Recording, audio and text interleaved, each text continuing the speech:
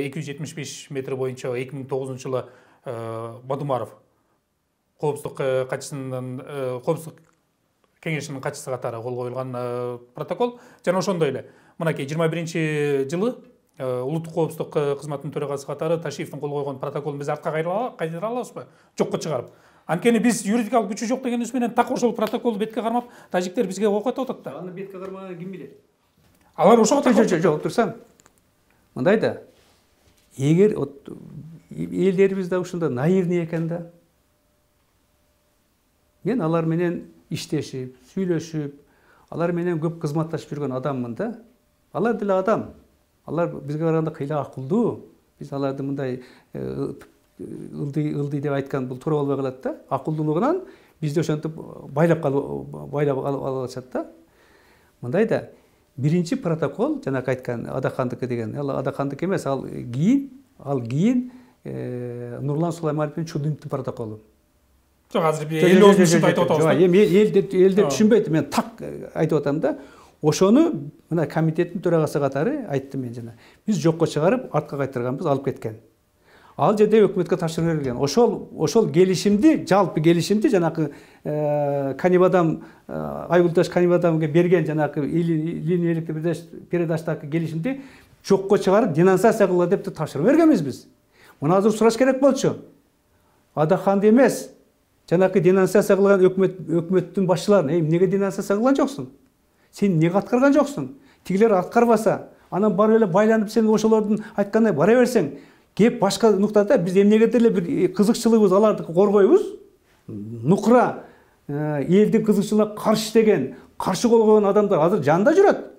Мындайча айтканда, сиздер артка кайтырган протоколду алар денонсация кылган жокпу? Жок, уктасаң, ошонун негизинде биз эч нерсе алардан алган да эмеспиз. Муну эл ушуну түшүнүш керек да, биз 1 сантиметр жер алган эмеспиз, хотя биз 19 километр бердик аларга. Кайра алып кое алабызбы ошол 19 километр жерди? Албетте, денонсация кылып туруп, жанакыларды бузуп алып койсоң боло берет да. Ал жерде адамдардын жери кеткен, суулуу жер кеткен, кургак жеткен, демек бизде рычаг бар. Эми дагы кызыктуу нерсе. Азыр экинчи протокол боюнча айтып коеюн. Экинчи протоколдо жокко чыгарганга негиз бар. Себеп дегенде, жанакы 24-27 жылкылар булар мыйзамдаштырылган эмес. Айттым го, андан башка дагы жалпысынан 4 комиссия иштеген. Анда берки комиссияларга эмне таянбайтын?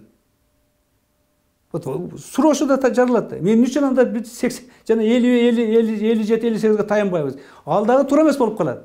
Туура бир гана айтыш керек. Биз мыйзамдаштырылган гана документти иштейбиз. Эми мен айтып коеюн. Муну тажик туугандарыбыз мурунтан башташкан. Өзгөчө 14-жылы биринчи аракет кылышкан.